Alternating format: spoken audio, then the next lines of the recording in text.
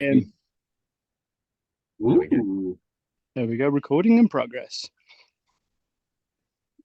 Jackie boy. Amber, nice to see you. Nice and warm, so I might even sit in the garden for a bit. I don't think it's quite that warm. I know, it's not cold though, is it?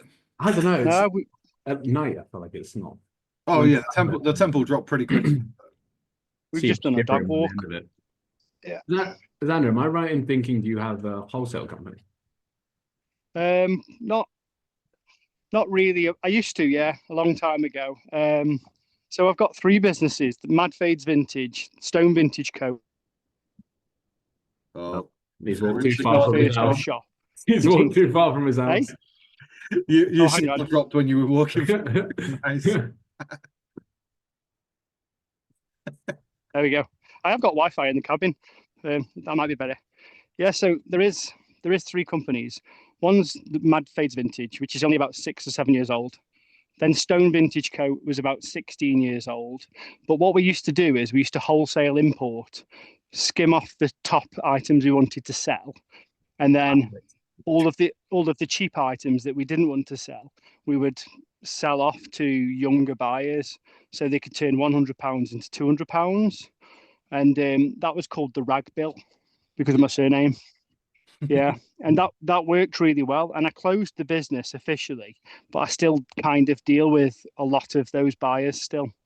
Yeah, Because that's like the Just- standard model of often why wholesale is not seen as the best source, because that's generally what people expect most people to do, because it makes the most sense. You need like an outlet for all the stuff you don't want, and then you're taking the stuff that you do want and going from there.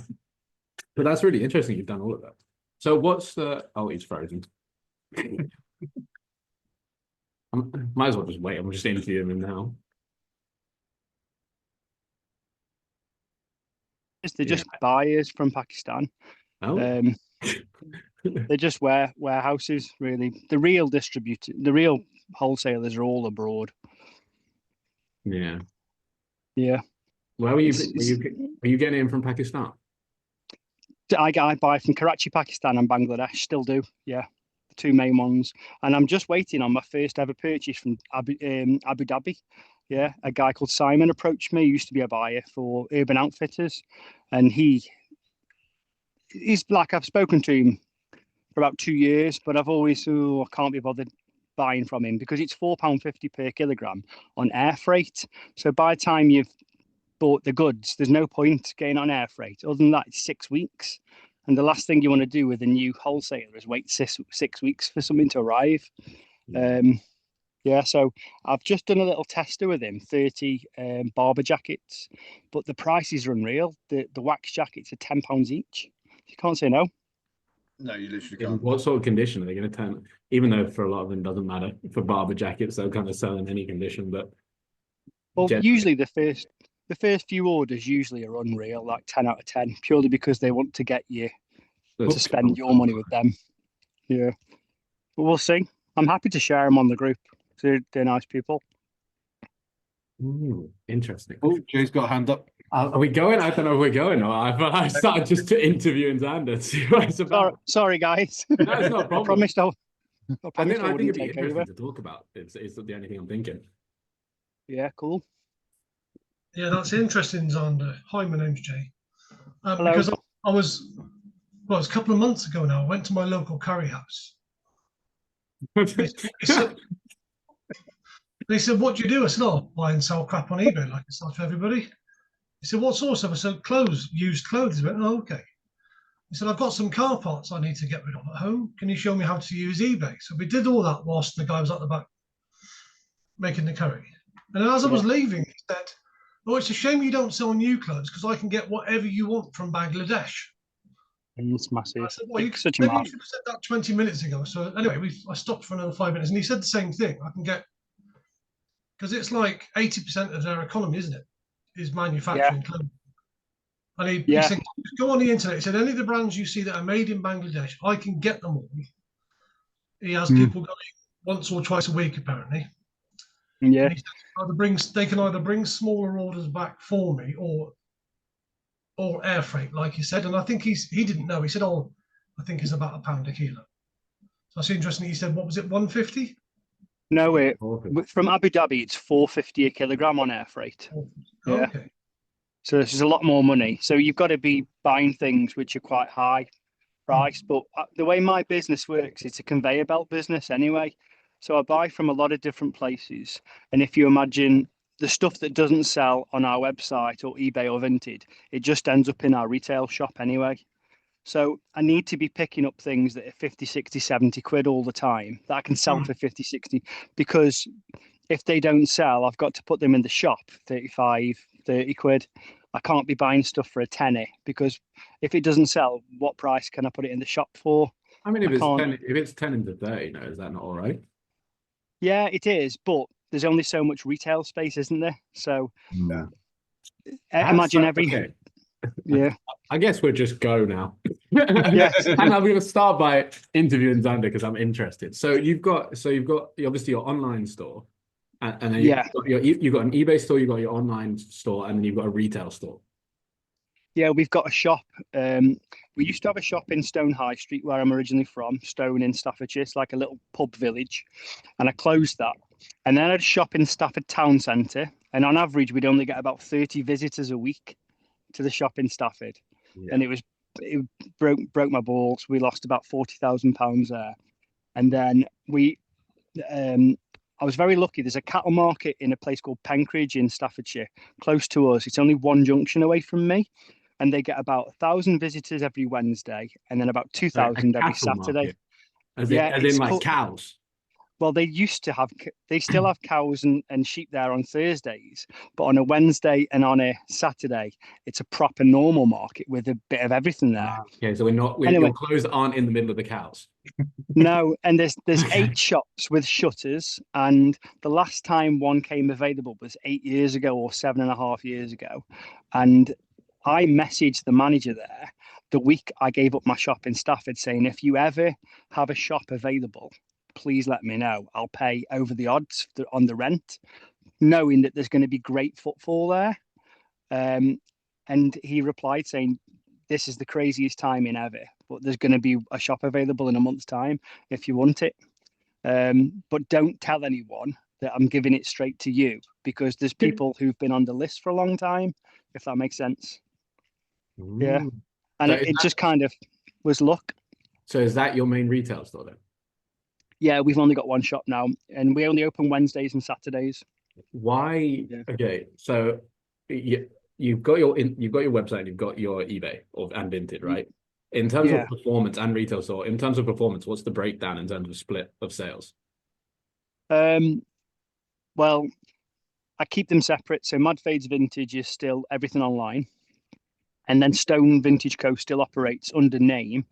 My business is ARB Enterprises Limited. So I have 3 companies. I'm an umbrella company. So those 3 little companies operate under that one monologue, so to speak, or name. Yeah. Stone Vintage Co. is separate, as in the shop, even though it says Mad Fades Vintage on the door. As far as tax is concerned, it's still Doing Stone business Vintage Co. as Yeah, that's right. But there's a lot of tricks. I mean, I don't want to get too involved, talk about finances stuff, but one of the clever things you can do is, if you have a business under the one name, for example, Stone Vintage Co., but you have the name Mad Fades Vintage on the door, what I do is I pay the rent. I pay the rent under ARB Enterprises, and then rent the shop back to my other business. Yeah. So do you, in terms of the distribution of stock, do you have like deliberately place stock in each place? Like, this stuff will sell at the market, this stuff will sell on the website, this stuff will sell on eBay and Vinted. Yeah, most definitely. So like, we don't bother listing any Carhartt. Well, I almost don't list any bottoms. I only sell bottoms now, as in trousers or jeans, in the shop. We have about 1,200 pairs of jeans in stock. Unless it's, 60, 70 pounds. I only tend to list stuff if it's 60, 70 pounds plus. If it's rarer, if it's cooler, because the way I look at it is, if I need to list 50, I list 15 items a day, by the way. Okay. Excuse me. If I list 15 That was my items next per question. day. So Yeah, I want to be listing 50, 60, 70 pounds each time instead of 20, 30, 40. And that's a decision I made about maybe 4 years ago around the COVID period, because I was listing 20, 30 items a day during COVID, but they were £8, £15, £20. Mhm. And I was thinking to myself, I can do better than this. Because as we all know, sometimes the profit isn't in the selling, the profit is in the buying. And if you spend longer being able to source I think better, it always is, right? yeah, whenever if you no matter what, it doesn't matter what it's going to sell for. If you pick it up at the wrong price, it's never going to have a functioning business. exactly. People like I was having a little chat actually about this the other day with who was I talking to about. Oh, he'll come back to me in a minute. And he spent. Oh, that's it, Simon, and he's going to 25, 30 charity shops in one day, and it's a whole day. Some days he brings home 100 items, but some days he brings home 20 items. And I've said, why don't you just spend some time talking to a wholesaler who will guarantee you'll be an integral part of their company, and they will send you the stuff that you talk about, and then you don't have to waste any time going out all day. That feels like it's much easier said than done. For Andrew's like the king of fleek over here, in terms of wholesalers and connections to them. Fleek is brilliant. And a lot of people have terrible experience with wholesalers in terms of getting good quality of stock in that actually is functional for the purpose they want it for. So, and at a good price, right? Like you can go down the hand picking route and then the price becomes more expensive, but you have to therefore be really picking, like you said, pick the stuff that's the 60, 70, 80 pound mark. But how do you actually go about finding a wholesaler and making a good connection with them that like is actually a reliable, decent priced thing? Well, I hope I can swear. I hope you don't mind me swearing. You can swear. The nature, and I'm not saying this in a racist way, but the nature is there's thousands of miles between us. At some point, somebody's going to fuck you because you're thousands of miles away. Even some of the wholesalers that I've been dealing with for about 10 years, when they go quiet, I get worried. WhatsApp's been amazing for wholesaling, but I still do think to myself at some point, they've gone quiet. I've sent them £1,000. I've sent them £1,000 today. When am I going to get a delivery note or usually it's DHL? Is it being sent? Is it being packaged? Let me know, please. Yeah. But then there's other ones as well. Like there's one guy I've been working with for about 3 years, and I don't pay until 30 days after I've received the goods. And they are out there, and they send me something every single month. It's about £2,000 worth of gear, and they are out there. But you've just got to do your due diligence and shop around.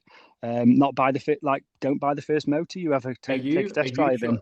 Are you shopping outside of the normal thing? Because like wholesalers normally have like their brackets of what they sell. Like they've got the Carhartt, they've got the workwear, they've got Ralph Lauren, they've got Tommy Hilfiger, they've got there's like a standard bracket of wholesaler, and most of it's shit for the most part.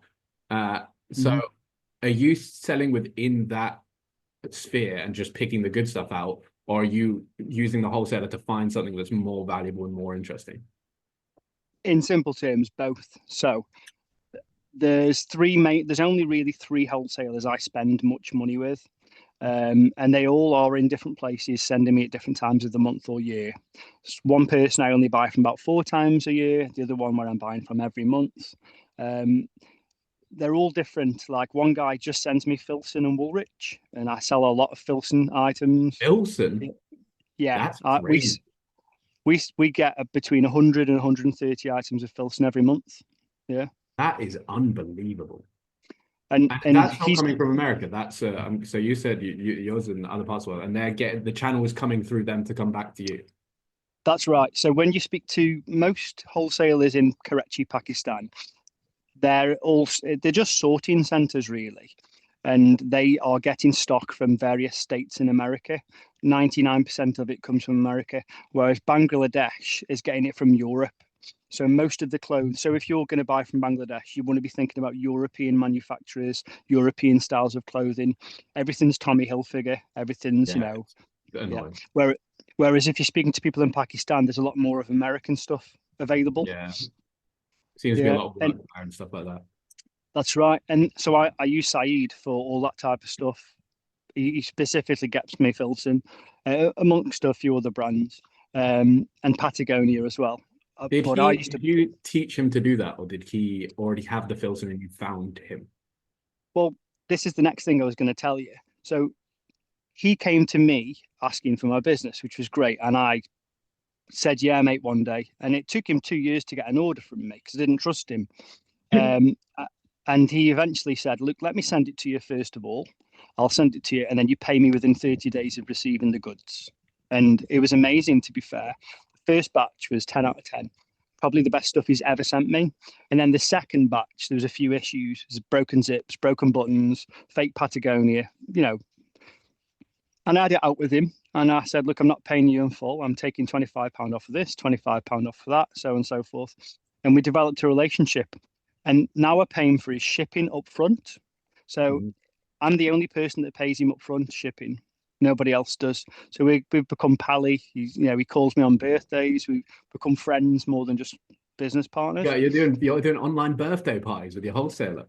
Well, he'll message me saying "Happy birthday, brother," and all this. Everything's brother, brother. And whereas the guy I deal with in Pakistan, in Bangladesh, is totally different. So they just send you a list of stock they've got in at the moment. And that's how most wholesalers tend to deal with you. They'll say, "This is what we've got," and it'll be a number of how many bales they've got, and then the price is next to them. Yeah. And then typically you'll get shipping prices afterwards. And it's up to you whether you've got you up to the VAT level yet or not.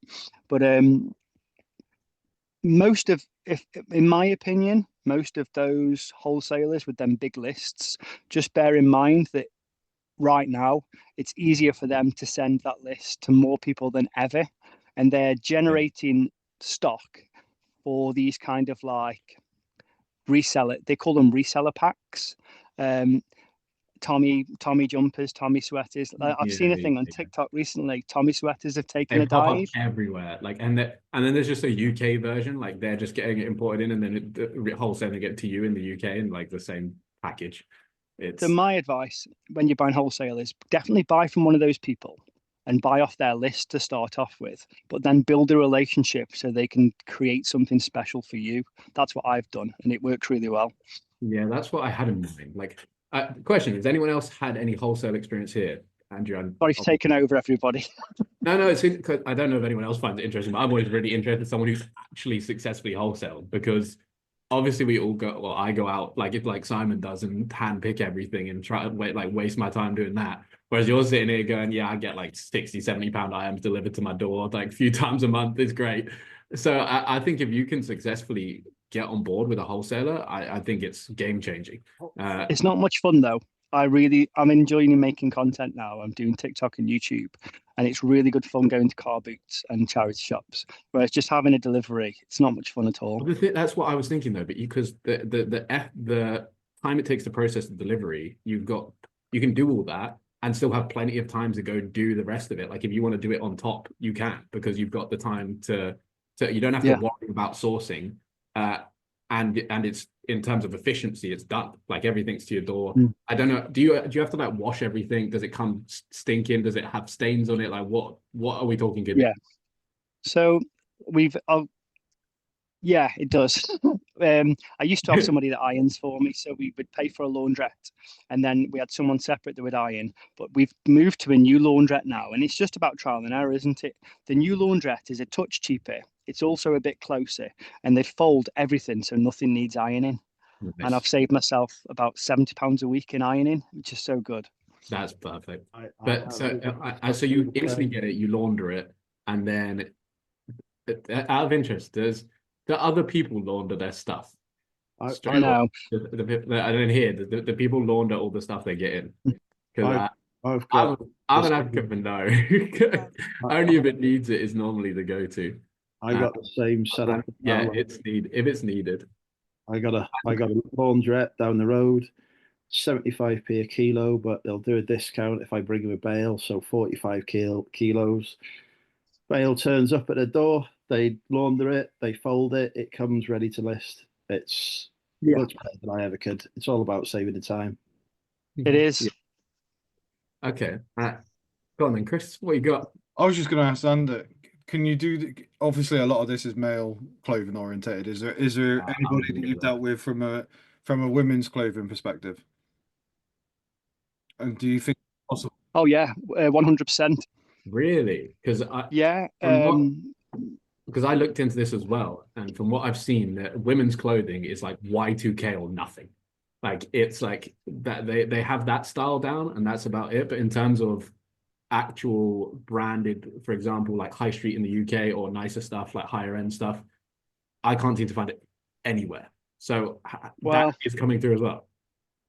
I don't want to give too much away, but You don't have to. I will say a few things though. So if you want women's clothes, you go to Italy and you go to Italian wholesalers. Yeah. That's why I go to Napoli 4 times a year. So I proposed to my wife In the wholesale in warehouse. Napoli. I go to Naples on my own. On top of Yeah. a bale of And clothes. we do. Oh, Ed Perkins used to be brilliant. I was from Ed for ages, and he's so good. And he just went quiet and disappeared. I think he made his money and scattered. Yeah.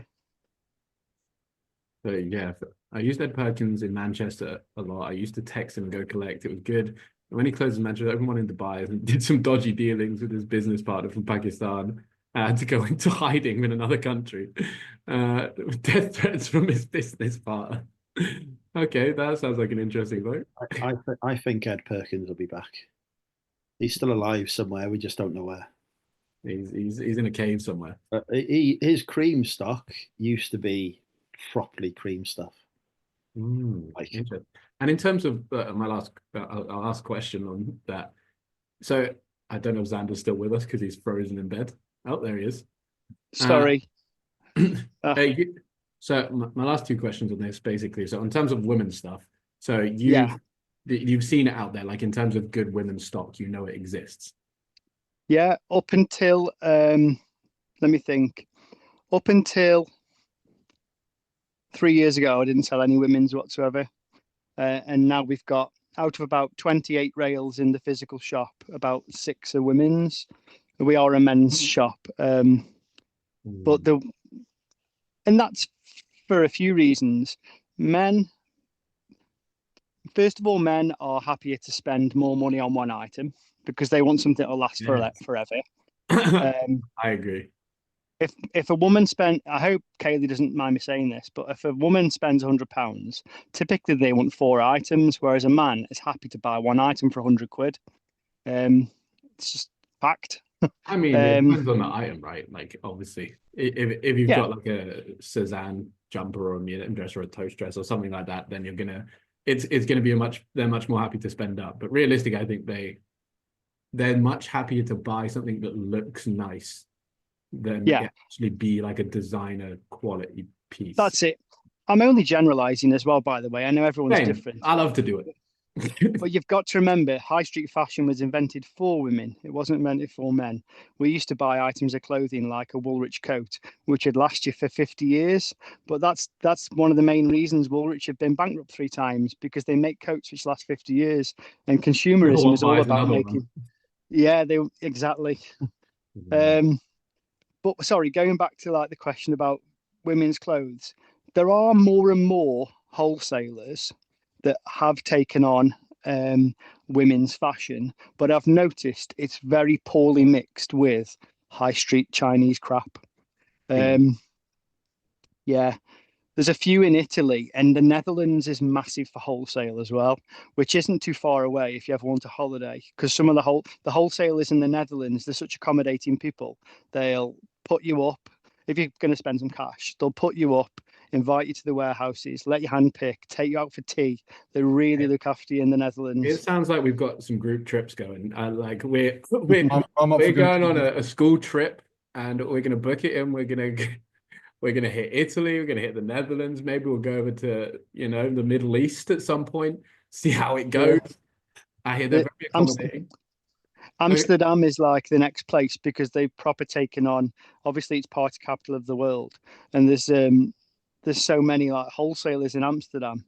I just don't fancy getting stoned and then going I into was a about to say, I'm warehouse not and sure I trust their mental stability to be able to back deliver with a to me load on of a rubbish. regular basis. They might get lost and have no idea what's going on.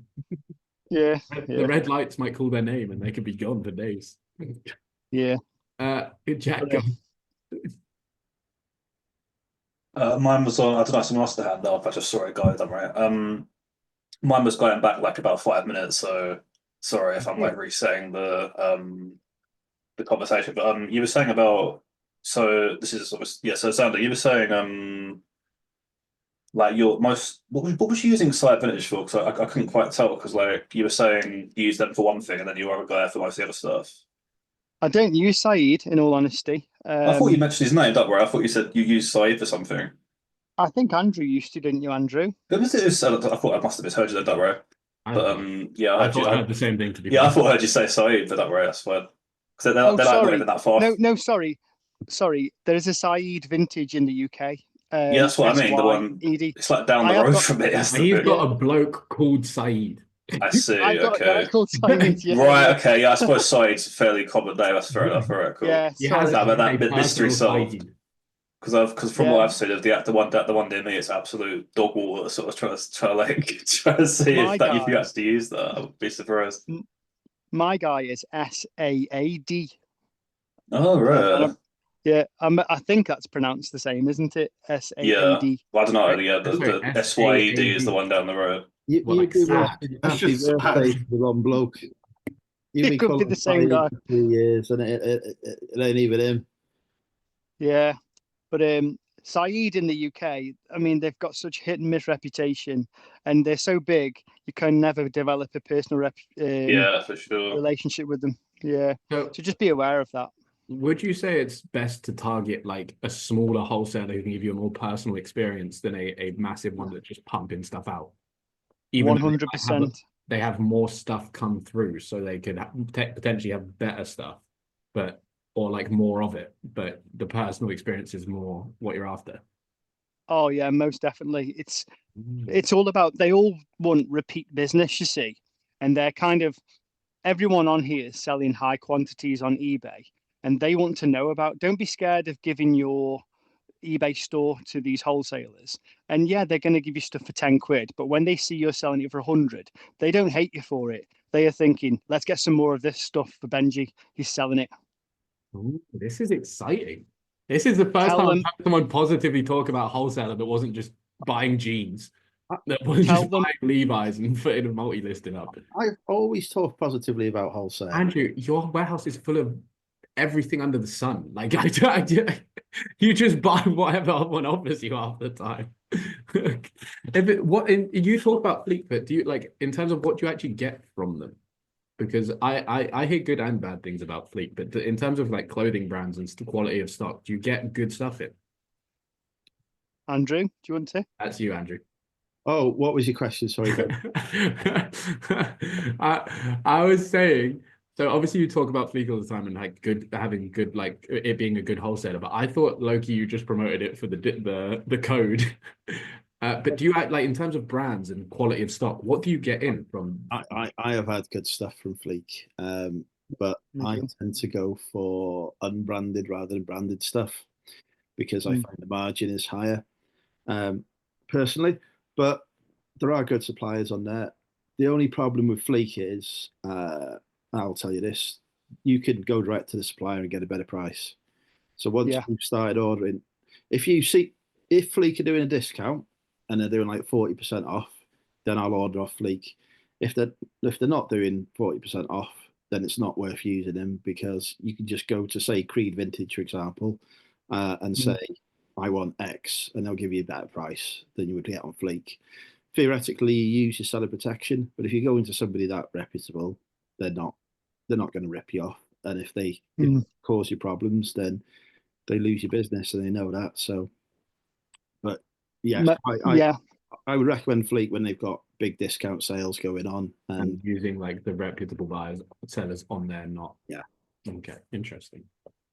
Most definitely. Bear in mind as well that most people in Pakistan and Bangladesh don't use PayPal, first of all, and they don't have an opportunity to connect to UK banks. So they use Amex or Amex, I think you pronounce it, or Swift banking.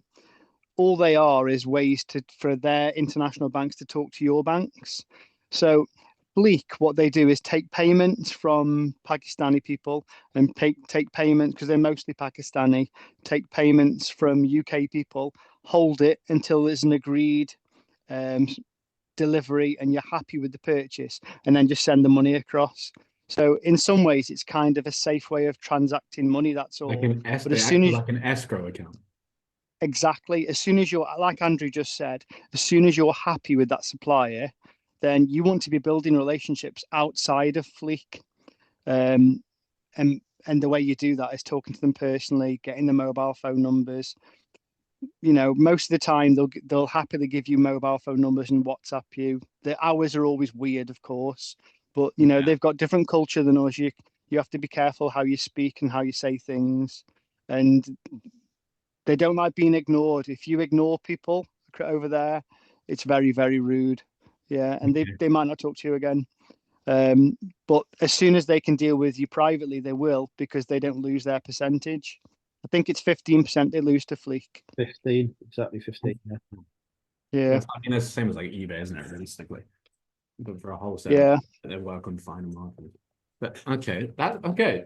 Anyone else got any questions for Xander whilst we're interviewing him here? I'm really sorry for taking over, guys. I never meant to. Well, I say, I on a selfish note, I find this really interesting because it's something I've looked at in the past and heard no one talk positively about except for Andrew. But I thought it was to pump his discount code for the most part. So it's good to hear someone whose like whole business model is set up with, especially with like branded stock, because I think there's a lot of things you can get on there, but you have to work it really differently. So hearing someone who has a model that's similar and getting stock in it is really interesting to me. I will say one. Go on, Andrew. Sorry. So you got to think of the wholesalers as like building a relationship with a charity shop manager. It's the same principle. You put that relationship in place. You tell them what you want. You tell them how much you can pay for stuff. Either they can meet that or they can't. You tell them what you expect on the quality. You put that relationship in place, and then you keep giving them your business. My problem, you give them, the more stock they'll get in for you, and the more stuff you'll be able to buy that's good. Yeah, my only problem is I never knew if they had the stuff that I wanted without like going through all the motions. I didn't know if they actually could facilitate it. So hearing that like they can so successfully is really interesting. Maybe this is homework for the month of April. I'm telling you, the first thing I'm doing now is I'm setting up a school trip. I'm gonna be getting a group trip together. We're gonna get a great discount. We're gonna go to Amsterdam. Do what you want there. It's not my problem. The main goal is business, of course. And then we're gonna have a great time.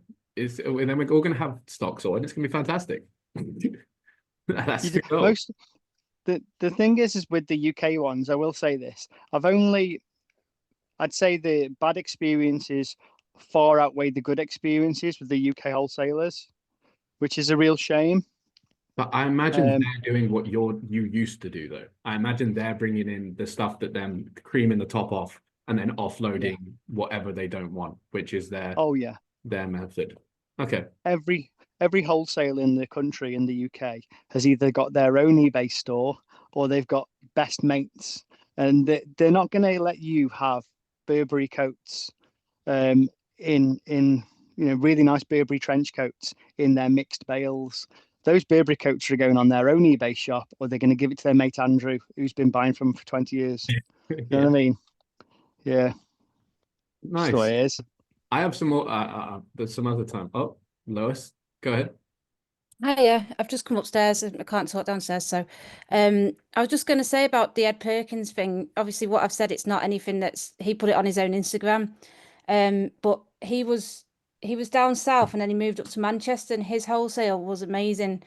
And I don't really know what happened, because when I last went, because I used to just text him and he just used to say, yeah, come over, knock on the door, you'll come and meet you.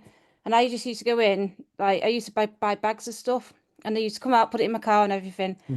And it was amazing. Like I still wear a Moncler coat that I got, I think it works out as 50p, a Moncler coat, and it's real, it's vintage. It's amazing. Wow. And I still wear that now. And I've worn it for years, but last time I went, they were refurbishing it, and they said, oh, we're doing an upstairs and downstairs office. We're growing bigger. And then about a week after that, they closed down, and he went over to Dubai and built and did a massive wholesale thing over there, and said he was starting to wholesale in Dubai now and all this.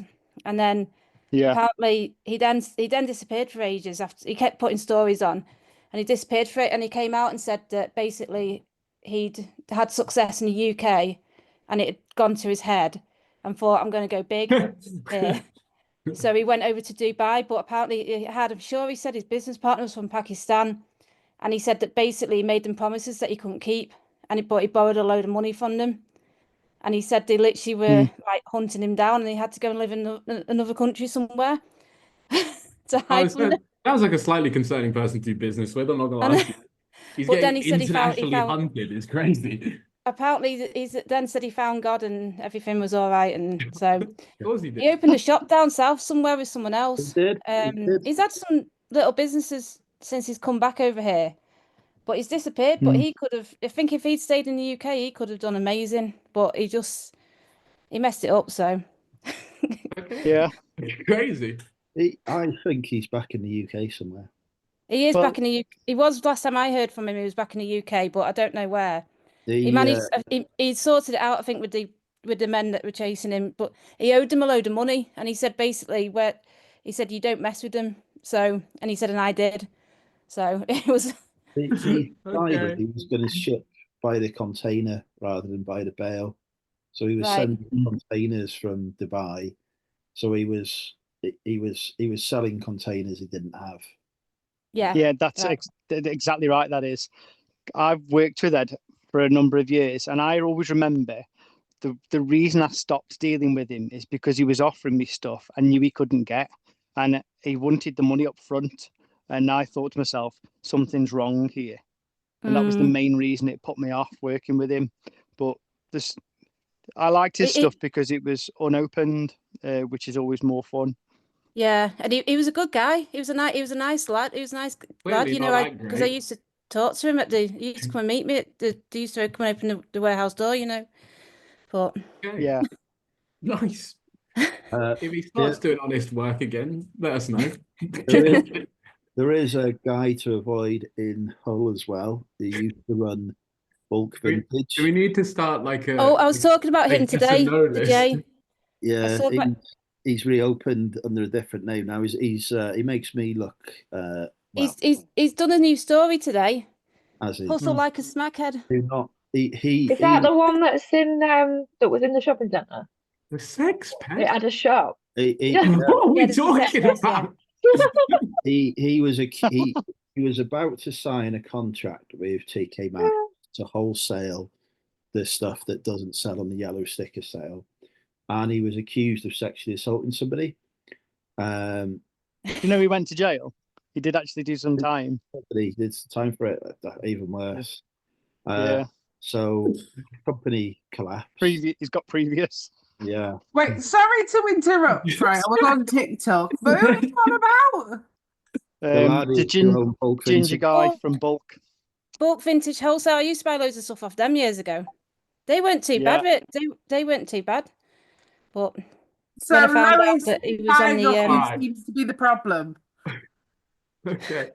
Okay, let's bring this back on track. Okay, any other questions about wholesale before we move on from the sex pests? No? Got it done out of the system? At some other points, then I'd be interested to talk to you more about like your actual model in terms of like your three different obviously sources and how the processing behind that and how that looks. Yeah, But sounds great. We'll save you for another day now. Yeah. Shelley, you weren't here last time or on camera last time. I don't know if you want to give yourself a little intro since you popped up. Hi guys, I'm new. So I've been reselling for probably about 3 years, but only really taking it seriously for the last year and a half. And I sell women's clothing, some men's, and I really enjoy it. Yeah. Very nice. Okay. What are you looking to get out the group? Well, I was in the tech group, but I just lurked in there basically. So I thought the start of a new group is a chance to get involved, and it's just a natural place to get started and actually show my face. Nice. Clearly, we're friendly around here. That's good news. We got lurkers popping up. Love that. Thank you very much. I look forward to having you. Good, thank you. Andrew, have you got a question for Shelley, or you got? I have a wider question. Do we have some everything sellers in, or is it me and George for the main everything sellers at the minute? I sell everything as well. Where is he? A couple of cameras does not count. I sold a couple of Roberts radios the other day, actually, and I bought golf clubs at the car boot. Do you know how to ship it? Clubs. Man, I don't want to list them because I don't want to pack them when they sell. They're going to sell and they're going to do really well, but I don't want to pack them because they're going to be a nightmare. When UPS did their like free postage stuff, like They- free postage, the it was a cubes- perfect box. They're like a perfect like triangular box that you could send them in, but now Now you can't get them at all. well, everything sellers, you have a favorite category still. Like Andrew, obviously you're the number one, so no, number two VHS seller. I am the number 2 VHS seller on eBay UK. There's only- Big, To be fair, there is only 2. a big There's- seller. but I am in the top 1% for books in the UK as well. Okay, very nice. And then Jay, you got a favorite category? I saw you with some very shiny. No. Well, the thing I like selling most is Murano glass. But if somebody said to me, I can get you an unlimited supply of anything, it wouldn't be that because it's not the most profitable. That's the thing I like to sell the most. Okay, George, you got if you can speak, you got a favorite category? I haven't got a clue, to be honest. Probably ceramics, because it's just there. Okay, solid. Sorry. No problem. For everything sellers, obviously we want to get someone and everything kind of cool going in the future. What do you think would be the most helpful to get out of that call? Is it like dealing and processing with everything? Is it brands? Is it more knowledge on everything sort of stuff? Like what do you actually want from an everything call? Process. Because that's the main problem with and why people stop doing everything a lot of the time is streamlining the process a lot, making it a lot easier. But in terms of just dealing with all sorts of shapes and sizes and how we're going to move through that and how you prioritize things. Yeah, it's definitely process. I think brands are something that are more relevant when you niche down. So if you had a call that was on ceramics, you know what ceramic brands to look out for, what makers, marks, etc. But for an everything call for everything, process is probably the best. Shipping, all that kind of stuff, storage. So realistically, you could go to all the other calls on all the other topics, and that would cover your knowledge on everything. And then an actual everything call would be more focused on the actual operations of it. Exactly. Maybe it could be a bit more like every now and then and kind of like okay. Interesting. All right. Jay, do you have anything? Anything you want from everything cool? It's difficult, isn't it? Because in the other group, there isn't a specific everything call, is there? But there's a toy call, a jewelry call, the guy who does Facebook Marketplace and pallets. There's a media call. So you've kind of got. It's such a massive category. Yeah, you do everything. Like it's hard to narrow down what you want. Yeah. Because I wasn't an everything seller until about 4 months ago when I started selling clothes. Because if you're going to sell everything, that's got to include clothes. So. Okay. So this is going to be an interesting one, because the kind of thing I wanted to talk about today is seasonality of your stock in any category. Obviously, this is mostly, I feel like, a very clothing heavy thing, where turn of the season, a load of your stock becomes redundant, and then you've got to figure out exactly what you want to buy and sell coming into the new season and prep for that. Because for me, last year, going into summer, I had a terrible time. Jess, I swear to God, if you're going to bang on about winter boxes straight away, I'm going to lose my head. But I will cut. Put your hand back down. Yeah, my last summer was really, really bad, and I didn't prep for it, and all my stuff became like I bulked up on a load of coats, winter stuff, and that just sat there basically the whole summer. And then my roll into summer was really, really slow. So I was wondering generally if anyone successfully, and Jess is going to come with the winter boxes because I'm interested because it's something I've considered doing pretty heavily, summer and winter boxes. And how do you actually prepare for the next season? And Jess, you can go with winter boxes and have your. Wait. 1 second. What do you want, Callum? We would only do winter boxes because we're paying cheap. Like if you pay Yes, that is to get the money back in. Winter boxes, summer boxes. I've already started my winter boxes. Like obviously, probably not everyone here knows my sourcing method, but with my sourcing method, because I'm getting my stock so cheap, and I'm getting a lot of stuff that like is out of season, but I've also got the room for it. Why wouldn't you? Like I've always said, if you've got the room and you're getting the stuff cheap, it's silly not to do them. Not just winter boxes, but your summer boxes. We've got our, I just don't understand. I just think they're great. I think they're great. I think it's brilliant, and you don't have to worry about like when you're like, as you said, it's now summer, right? I've got my summer stuff ready to go, and I can pull out. Question Do for you know you. what I mean? I'm rambling a bit, but I just think it's a brilliant idea. And if you're not paying up for your stuff, and you've got the room, it makes sense because My only question there struggled. Yes, is when you get to the next season, right? So you've saved up your winter box, or this case a summer box. When summer starts and you've got all the stock you've saved up, do you then just stop sourcing? No, never stop sourcing. But then aren't you just going to always have an overflow of stuff that you're never going to get to? No, because it's being rotated constantly. So, as long as as long as you're like, I don't like who doesn't always have stuff like constantly? But I'd rather overbuy than not have enough stuff. And you know what I mean? I don't know, like you.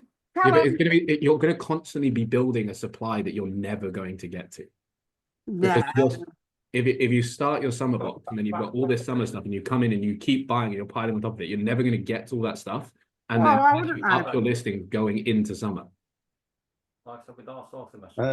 Depends if you're.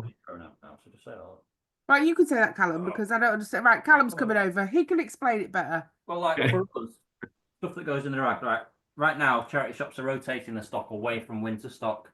So they will store some of their best things for next year, and like things that if they have the quite space. A lot of charity shops do store winter coats for winter. Yeah. But they do cull a lot around now. So like the last charity shop we went in, or I went in, the guy was getting rid of pretty much all of his winter coats because he knows he's going to get plenty of winter coats between now and next winter. So he was happy for me to take them all for £1. And for us, we'd rather keep that good relationship, buy all the winter coats. We're happy to store them because we've got the space. But we will factor in, because winter coats, when they come into the charity shops at the start of next winter, they're going to price them quite highly. Yeah, but so what I'm saying though, right, is so you've got your summer box right now, right? You crack out your summer box, you've got like 300 pieces.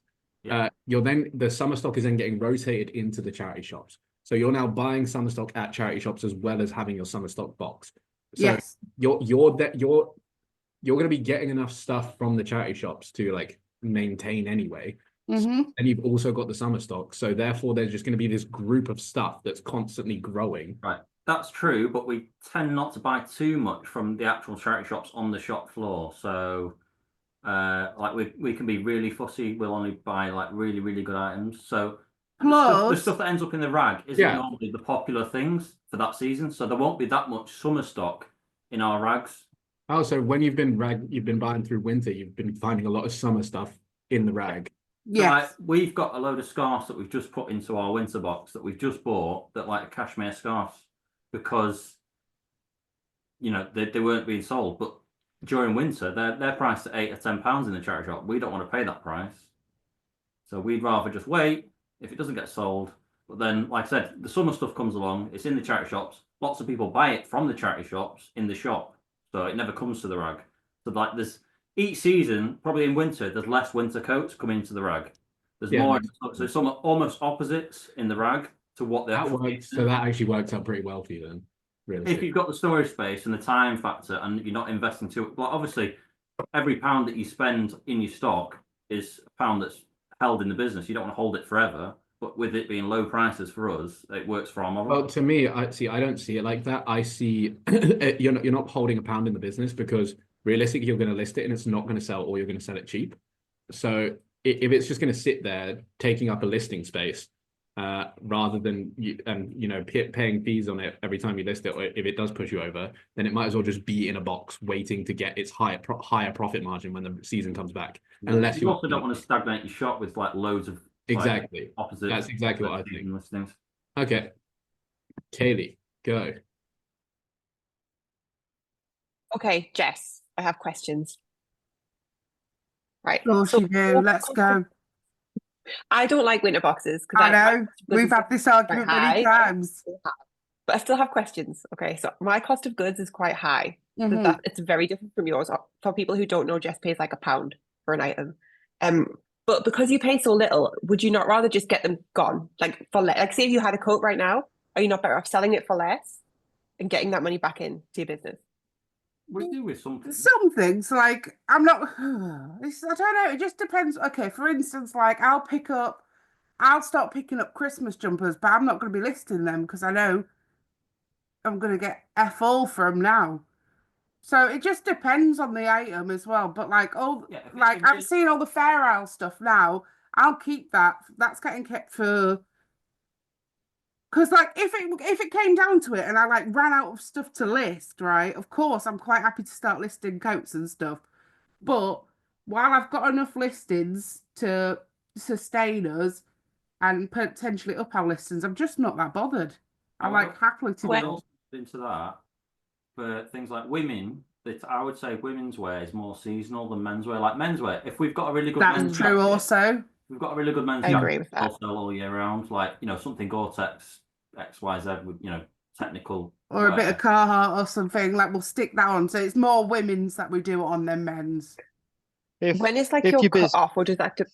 Sorry, Dan, there you go. That's cool. Sorry for interrupting you. I was going to say, we used to be very seasonal, having a clothes shop, but we're not seasonal anymore because we're mostly selling outerwear and jeans, and that's kind of it's what everybody knows us for. We're a denim store. It's hard to sell jeans in the summer, but you do find that more people come to you knowing exactly what you do. This is a denim shop. This is where you buy your jeans. But when you're an everything seller, you're not going to get as many returning customers on eBay, are you? So in my opinion, if you're cash poor, list it now, get it online, get it sold as fast as you can. But if you're cash rich, save boxes of coats for the winter, shorts for the summer, or whatever you might be easier to sell, Christmas jumpers. I think being able to sell stuff right now is what you do when you're skint. And if you're cash rich, saving stuff is a luxury. So you're going to have an amazing Christmas because you've stockpiled all those Christmas jumpers and you get them listed in October. I think that's more of a luxury thing to do. So this is something I think, right? Like there's often the idea that if you're in a growth phase, putting money back into your business makes the most sense, right? Like if you're buying stuff and you're trying to grow, you're trying to list more and more, you're trying to get more money in the account, then taking that money, selling it as quick as you can and reinvesting it, you're going to double your money faster. Whereas if you're in a phase or if you've got outside investments, right? So if you're in a phase where you're, stockpiling money into a savings account or an ISA or something like that, then it also makes sense. But if you're just like a normal person, right, for the most part, who doesn't pay attention to half the things they should, like me, then realistically at this point, I'm like flatlined. So I list 10, I sell 10, pretty much. And no matter if I flip them faster, I'm not making more money because I'm not increasing my listings with it. I'm not using that money and reinvesting it in the same way. I'm just pooling money, which is not growing, which is not a good way to do it, by the way. You should probably have it an outside investment or continue to grow, which I plan to. But generally, I don't feel like that applies unless you're in a growth phase and reinvesting that money hard. Like then you want to be moving stuff as quick as possible. If not, then your goal should be to maintain the level you want whilst making the most money from the items you've got. Else you're just losing out, realistically, in my head. Yeah, no, I think you're right. I don't know if you had more to argue with, Kaylee, but with Jess, no. Okay, what we got? I also wanted to know if everything sellers have seasonal stuff. Like when you're looking at everything stuff, do you account for seasonality? Like I know people like picking up like deck chairs. People used to love deck. I used to see people like you used to watch YouTube videos and they see a stripy deck chair and they'd lose their mind. They're like, oh, putting that in the garage for summer. And I don't know how much that actually impacts what you pick up as an everything seller. Go ahead, Andrew. So some people won't remember, I did a deal on a pallet of swimming pools at the end of last summer. Cost price was less than, like 50p a pool. And I've just put those to one side and they're going to get listed for the summer. I have loads of sealed board games and stuff and Lego that gets saved for Christmas and then that gets sent into. Oh, really? You save that sort of stuff for Christmas? You don't try and sell Lego and stuff all year round? You get a better price on Amazon at Christmas because they always run out of stock. Even this is Amazon themselves that run out. So I've got big piles of that put aside at the minute as well. So yeah, seasonality definitely comes in, and I just said in the chat, I've got 300 pairs of shorts as well. So I will be getting those listed in the next few weeks. Does it come into anything that isn't like toys or like, Christmas goods or festive things?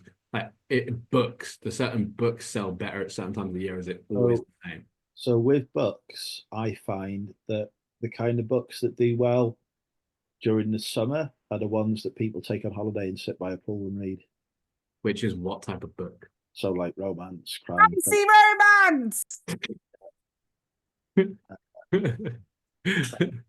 that kind of stuff tends to do better when people are going away on holiday than it does in the winter.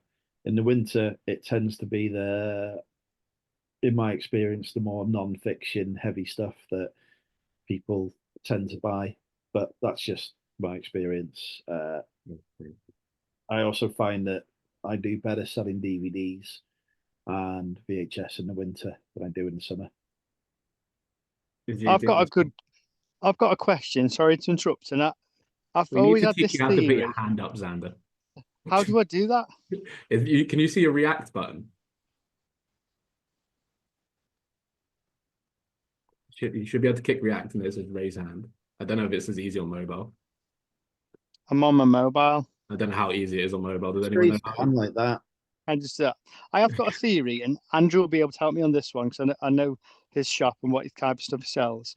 So my theory is, if everybody's saving the seasonal stuff for the correct season, then surely at that moment it becomes saturated. There's going to be a lot more Christmas jumpers on around Christmas, isn't there?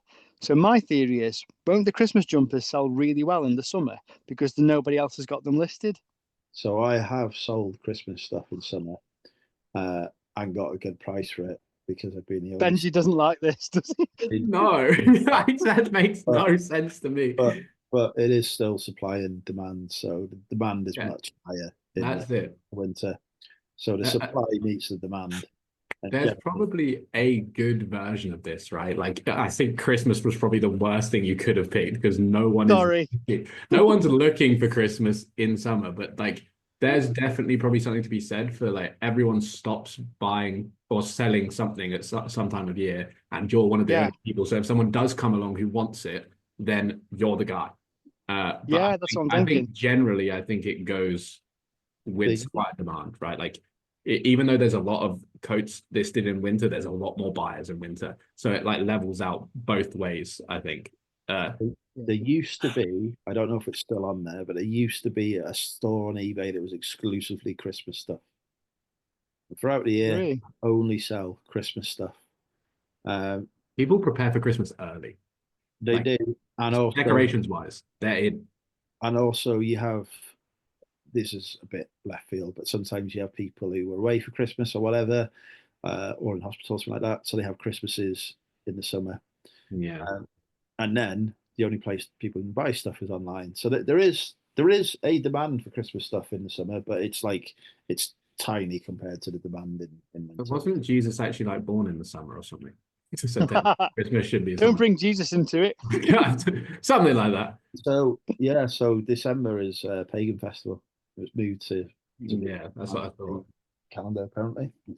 Jay, what you got? Can't remember. Okay. Oh no, sorry. I was just going to reinforce what Andrew said. Oh, actually, but I think by the end of it, I disagreed. Yeah, Christmas decorations, I sell them all year. Yeah. If you list some vintage Pifco Christmas tree lights on January the 1st, if they're the right set, they're selling for 250 quid that day. Even like at the complete opposite, right? So obviously January is like, okay, we just finished Christmas. I'm still thinking about next Christmas or Christmas related. If I went to the boot sale at the weekend and there were like 10 boxes of vintage Christmas decorations, I'd buy them all and list them same weekend. They're usually not just bought by people who buy them for Christmas though. They're buying them because they like how they look and they'll put them in the house at any point. They're buying them because they're weird. They're buying them because they're vintage. Like they've got a little elf village set up all year round. But is there? Do you still find that, Jay, even though you list it all year round, does it still sell better at Christmas, like or the lead up, or is it just a constant all year? Not really. It probably would do if I would imagine auctions do better, but I don't auction anything. I just say I want this much price this much for it quickly. You know, get it going. Fair enough. Okay. Yes. I'm trying to think what else is seasonal. I mean, the only things I won't pick up, like you said, the deck chairs and things. As soon as you feel that first cold day towards the end of the summer, it's like, nope, go on. You're stuck with jack chairs, they're not going anywhere. Don't pick up lawn bowls after about May because anybody that's decided to play bowls that year has already got them. Really? Is that work like that? That's interesting. In my experience, I mean, like if I listed them like at the end of January, you can get 100 quid for a good set of bowls, a good set. But by the time the season starts, whoever's decided they're going to play bowls that year has already fulfilled that need, you know. So I don't pick up bowls. I've sold bowls for good price in September, October before. Yeah, I mean, you will sell not for as much, and there's always specific ones that I would pick up all day long, you know. But your generic things are just okay, interesting. Thank you very much, Jess.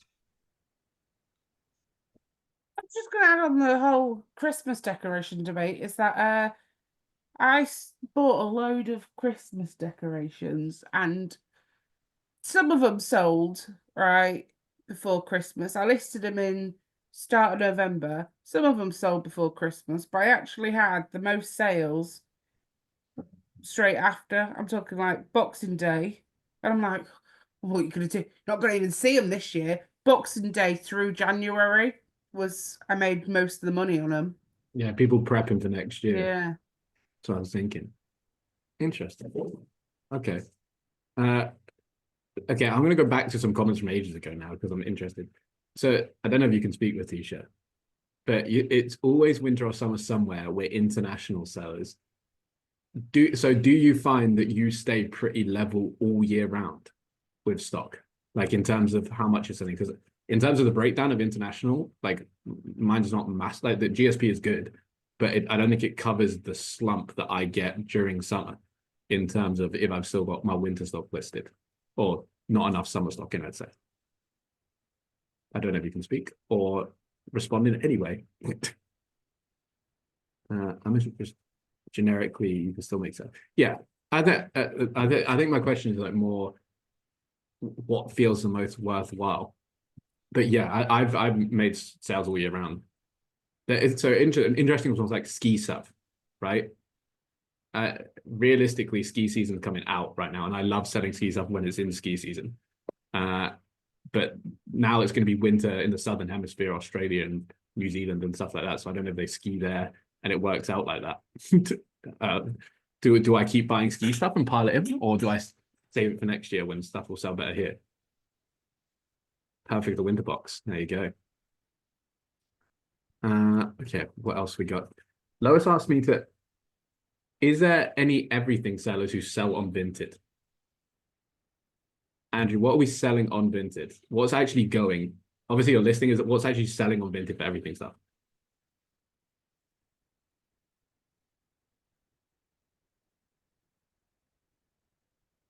See if you can find his buttons.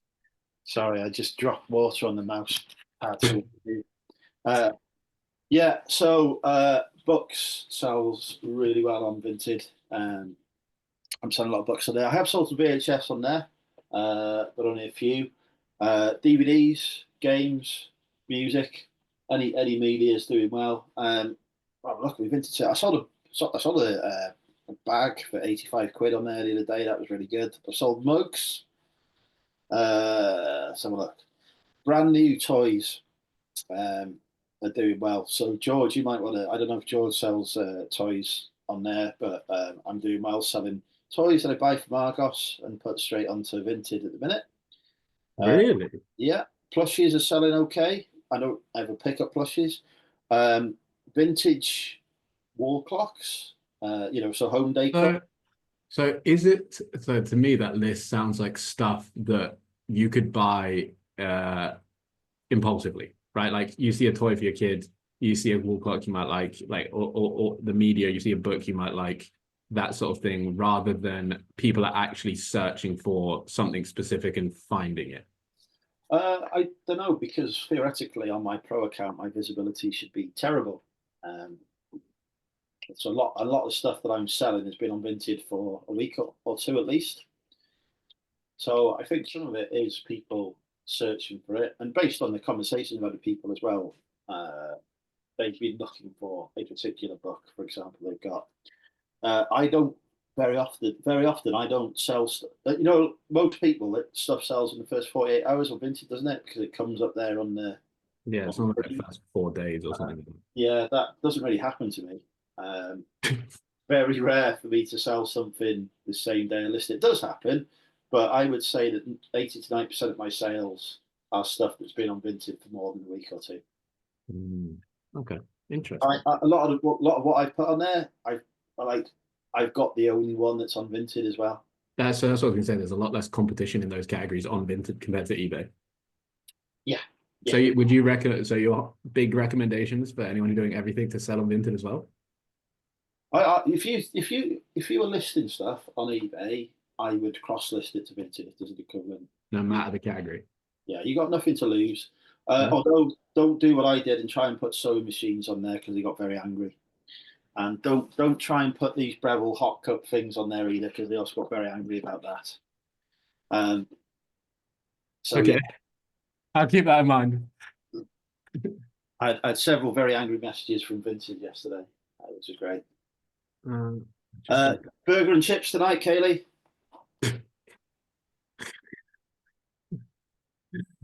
Just going back, Sasha's okay. What we got? We got Nikki saying she got seasonal boxes.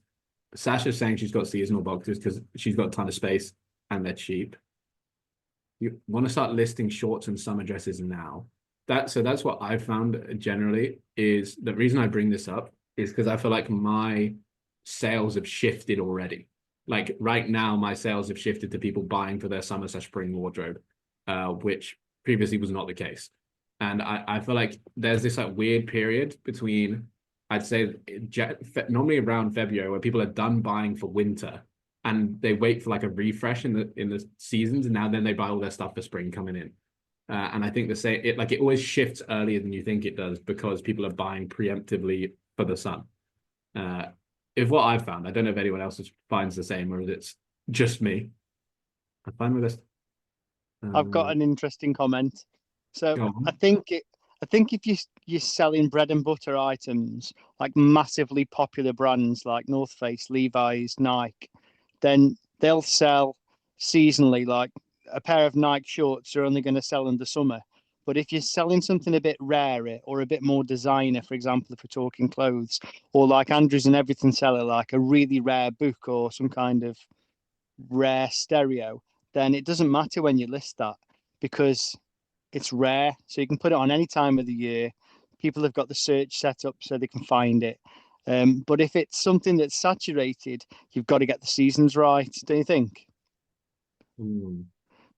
Yeah, I agree. I'd say the bread and butter, the stuff that everyone's looking for all the time, is definitely going to be impacted more than if you've got. I think that's the same with anything, right? Like you can, if you've got a rare book, you can decide whatever price you want for it. Whereas if you've got a bread and butter book, you're pricing it at market competitively because no one's going to buy it if you aren't in the competition. The one thing with rare though, you can have stuff that's so rare can still take 2 years to sell. Yeah. There's like a balance, isn't there? Like a balance in between. I had a book that I sold. I listed it 2 years ago for 100 quid, and I just left it. And then one day, just sold 100 quid, full price, gone. It just had to wait for that person who wanted it to find it. Yeah, this reminds me of Chris because he will sit on random bits of clothing that are really good flips for ages. And I don't know why.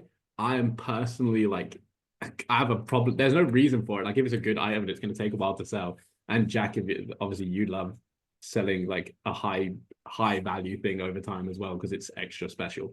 But I don't know why I have an aversion to it. I like the stuff, even if it's like a high price thing, I want it to get in and out fast. And don't forget, when you're looking for things, if you do find something that's very rare, doesn't mean it's valuable. Very true. What did I find? Oh, Katie said if you use winter/summer boxes, when do you stop listing them and put them in boxes? eBay said that buyers usually buy depending on the weather outside, and it can fluctuate when it comes between seasons. So when was the cutoff be? Nikki said I start my summer in March and my winter in September. So you're starting summer now, and winter. Yeah, okay. Same standard jumpers, not big thick ones. I'm now like 60% swayed on starting a winter box. There we go. Converting the veterans into doing different things. Chris, you have also stayed very quiet on this the whole time. What is your philosophy buying? Because I think you're whatever, whenever, right? Me. Yeah, you. So I really like the idea of the winter box, right? And I really like the idea of the summer box. However, I also just think it isn't going to sell if you don't list it. And again, I think Xander made a great point, which is it's a luxury to be able to do so, right? Like I'm listing 20 items a day, and sometimes I go out all day charity shopping from 9 to 5, do 30 charity shops, and I come back with 6 items because it's just a tough day. Other days you'll come back with 30 items, right? Because it's a great day. And in my head, if I had the ability to hold a winter box or a summer box, I would just list more items. So if that's what the kind of my thought process. Like I'm there's no in my head. I'm also in Jess and Callum's like mind and the way that they do it. That's fine. But in my head, I'm thinking if they haven't access to all of the stock that is out of season and it's £1, and I've seen some of the brands they get, just put it up at 60% the value, take it gone, and then just keep doing that like on a map. For what reason? So that's what I'm saying. Like if you're in grow mode and you're going to list more and more items. Yes, that's the only reason to do so, right? But like realistically, like again, like I said, if I'm able to have a winter box and a summer box, I'm just going to list more items, in my opinion. So what if you're listing items that won't sell? Well, they will sell. What if they won't? But they will. So, what if they won't? But they will. The fact is they will always, like realistically, our items will always sell. Whether they sell for the value that we list them for in the first place, or whether they list them for because you put them on a 99p auction at the end of the 2 years or whatever, like they will sell. And ultimately, like if you're reasonably competent in your job, 90%, like now, like the more and more experience you get, like I'm not picking stuff up now that I don't think will ever like not sell. Whereas 2 years ago, I look back and go, there was a lot of stuff that I picked up that wasn't going to sell. But now I'm looking at my stuff and I'm going, What if you look back in 2 years' time again and you go, wow, I was still potentially, but like realistically, in my head, if I can pick up the same amount of stock that Jess and Callum are picking up in the same way, I would just up my listings. Now, obviously, they've got a lot going on, and time is there's a lot of time that variables in that as well. But that would be my go-to. I would be like, right, if I can get 20 items a day and still be able to put stuff away for winter and summer, I'm just going to go to 25, and then just put. Yeah, I get that. That feeds into the grow mode and just making more money. Also, like realistically, like I mean, I'm happy for them to answer as well if Jess is still there. But like, how many items have you got in your summer box now? Like, legitimately, do you know how many there is? I'd be super interested to know like what the number of items. Oh yeah, people with summer boxes, how much do you actually end up with? Because who we said, Sasha, Nikki. I think got in our box. It wasn't crazy. I think we had about 200 pieces in our last winter box. And are you confident that your average buy cost on all of those is around £1 still? 100%, yeah. Yeah. So realistically, that's a £200 investment. So that's in our grand scheme of things. Like I list £200 worth of stock every day. So like realistically, like that's not the be all and end all. Like anyway, so that's fine. But do you not just have the urge to just think like I'm just going to up my listings? I know time and stuff for you guys is a little bit. Yeah. Well, yes and no. Yes. Well, more yeah. items or more winter items at the right time. Yeah. Like we are planning to up our listings anyway, but we just need to get our life sorted at the minute.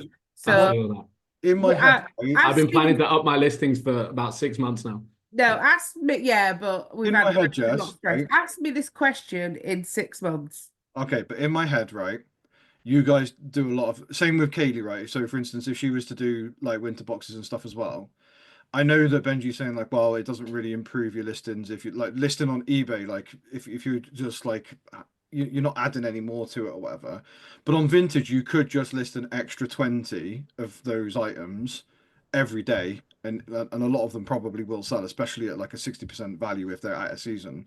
Yeah, that's what I'm saying though. Like if you're not flash for yeah, if you're not going to do that though, you might as well get the most money for them.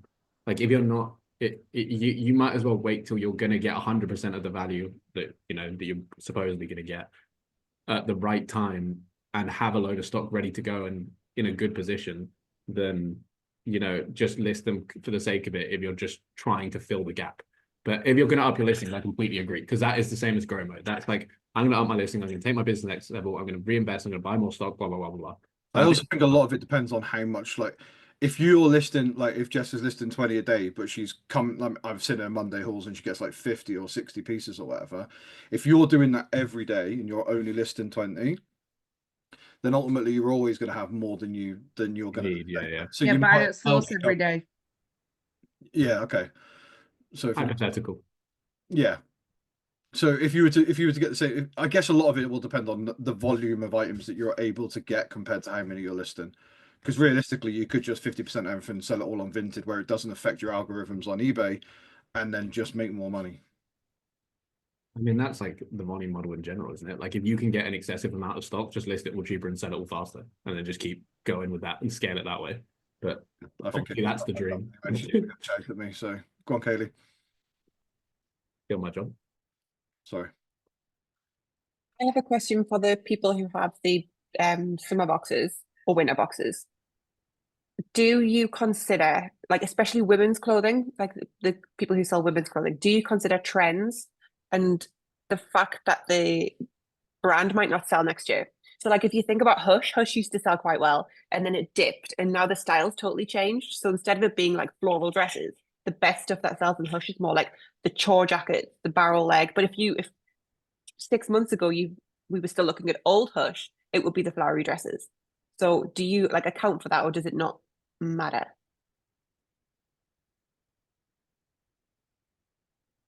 Yes. Right, so I'm just thinking about the best way to answer you on that one. Well, I think with a lot of okay, go on, Callum. No, a lot of our things for women that we saw as summer boxes is materials linen. Yeah, that's true. So we go for material. Yeah. Linen, lightweight. Winter, wool. So it's more materials. On women's. Like we try. It's more. Yeah, I'd say we focus more on material then And like stuff that won't materials. change, like not trends and things like that. Yeah, not trends, more like classic staple pieces, personally. Yeah. That makes sense. I think it's unlikely, like obviously Hush is a good example of that, but generally it's not that drastic, like from one year to the next. Like it may not be perfect in terms of like the style going in and exactly what they want, but normally, especially if you're picking staples, then you're fine, right? Like timeless pieces that are always going to go. But like the style isn't normally too drastic from one year to the next. Generally, like it's not horrendous. But that is a really good question. You can definitely get caught out for sure. What we got? I think you need to pick staples. Yeah, this is why women's is a pain, because that literally never happens with men. Like I don't remember who I was talking to about the other day, but like men's stuff, even if it's, I think I was talking to one of the dry cleaners. The men's stuff is, even if it's not, if it's out of fashion, someone still wears it. Like a lot of the time, like it's very hard to get completely out of fashion with a men's piece. Yes, there'll be some things that sell better than others at different time, but normally there's still a market for almost every. There's a few styles of person, and then all of them kind of have their own type of thing that they wear. Obviously, there's still bad stuff, but it's a lot easier to, and the longevity of it is much better than with women's if you're picking up pieces. 2 weeks later, jeans are out of fashion. Everyone's just wearing pajama bottoms. I try and stick to safe bets, like Fair Isle is popular again, as well as cashmere. Yeah, again, staples I think just are going to be fantastic, and patterns. Patterns is interesting, right? Has Fair Isle never, has Fair Isle always been popular? Yeah, I don't know. Fair Isle was originally workwear, so it's, as most things start out as something, it becomes fashion. Exactly like Carhartt was never a fashion brand, it was a workwear brand. Fair Isle was for outdoor workers, and people would put them underneath barber jackets, and people who worked outdoors wear, because wool keeps you warm when it's wet. Yeah, but why Fair Isle the pattern? Oh, sorry. I thought you were about Fair Isle wool jumpers. No, not like Guernsey and like just stuff like that. Like, actually, like Fair Isle pattern, like because Fair Isle always been popular. Yeah. Do you have to wear that stupid pattern to be warm? No, I was going to say I'm not sure how the shapes interact with your heat. But yeah, the Guernsey. Yeah, good question. Don't know actually. I mean, do we have answers? Has nobody's child price dropped? John says yes. Have you seen Chris's fashion pieces? Chris has a very colourful wardrobe. Me? Who said that? Your missus, mate. You need to behave yourself. Tasha's calling you out as usual. We'll be kicking her out of this call soon. So that's another interesting thing. So I don't know if people know about Nobody's Child on eBay specifically, but it was like a semi-decent brand. Like you could get normal prices for it for like high street sort of stuff. Katie's like an expert at it. Do you want to take the reins here? So I love Nobody's Child, and I used to sell it very well on eBay. But there is somebody, I don't know who they are, but they have tanked the price. They've obviously bought it in bulk, and they're selling it for like $7.99, $10.99. Just dresses, just throwing them out there, and it's gone like completely. You can sell maybe the odd one, but it would be very lucky if you did. But on Vinted, that you can still sell them for like 30, 35. So if you do find them, Vinted is the place. Thank you. It's actually disgusting, to be fair. And this guy, I think I did the maths at some point and looked at what percentage of Nobody's Child sales this guy had, and he was like plowing it out. Like he was most of the market, and every single day selling them at $7.99, and it was disgusting. I don't know what price he gets them for or what his goal is, but he ruined it on eBay. Sue. Yeah, but don't you find that Nobody's Child, the brand, has also reduced their prices, so you can't even sell it on either platform because the brand is selling it for like 10 quid or 12 quid, so there's no point in buying it. Do you not find that, Kaylee? Because when you Google, when you're looking up comps, you see that the brand itself is selling a dress for £10. I find with the clearance stuff that can happen sometimes, but you just have to find the right bit still. And they have names as well of the Nobody's Child dresses, so you can Google Lens them, or they'll be on the tag if they're new. There's a lot of like some of the styles do better than others, and I think it definitely like this time of year, like you can sell quite a lot of them. But again, Vinted, not eBay. There is also I don't know whether a lot of people know this, but Nobody's Child is part of M&S. So M&S outlets sell it for cheap, but not online. So you can go, if you have an M&S outlet near you, you can find them for about £7, £7 to £10 usually. And they are usually last season, but similar to what they have now. So you can then sell them on for more. So it's quite like an easy way to flip them. Yeah. TK Maxx have them as well. Yeah, they do. Yeah. TK Maxx is an interesting one because like there is some stuff that's been TK Maxx to death. Like in it. So I'm just currently watching John get a rosette for some sort of performance he's put in clearly. Yeah, some stuff has been TK Maxx to all hell and loses all its value, but some stuff is like, because they give different stuff to TK Maxx, it still holds its value and it comes again back around to like the right pieces. I think it should go for all of clothing, right? It's just like, if you find the right pieces from the brands, they will most likely always hold their value somewhat unless the brand has actually gone in the bin. But Nobody's Child is probably the worst case scenario that I've seen for it so far. And I think that's also a worry in the future that more companies will get like that, because I think eBay is trying to promote people like buyback schemes and people buying in like from retailers around the country and just selling all their secondhand stuff on eBay. And if you get someone who buys it all cheap, can sell it all cheap, like they're just going to ruin the market for the rest of us, which is quite sad. But there you go. Fair Isle, what was the conclusion of Fair Isle? Fair Isle all day. And then that's kind of it. Does anyone have any burning questions before we call it a day, or anything they want to ask for future reference or anything like that? Anything you want to know? Anything you want to put footballs on? Fantastic. If I unleash my backlog in one go, I'd ruin a lot of markets. So what I've concluded from today is winter boxes might be a thing. And we're going to plan group trips abroad, which is going to be exciting. I'm personally excited. Is the vote for Amsterdam or Italy first? Because I really want to go to Italy. Italy. If I go Amsterdam, I'm dying. I'm going to Naples. Yeah, I was going to say Naples is where I want to go. Never been, want to go. Okay, I can show you. I know Napoli just as well as I know Stoke-on-Trent. I wouldn't want to know that well. That's not somewhere I'd be proud of knowing at the back of my hand. I'm from Stoke-on-Trent, so I do know it. I'm sorry. I'm so sorry for you, Xander, man. I'm sorry for your loss. To be fair though, you said you were from Stone, right? Yeah, that's right. Yeah. Yeah, I used to deliver to Stone. The charity shops aren't too bad there. They do all right there. Good pubs. Important things. All right, cool. I think that concludes our first community call. Thank you very much for coming on. I found it really interesting, actually, and definitely got some interesting people in here. So I'm excited. Thank you very much. Obviously, Chris has got his deep dive on Monday. I don't know if you know what you're doing, Chris.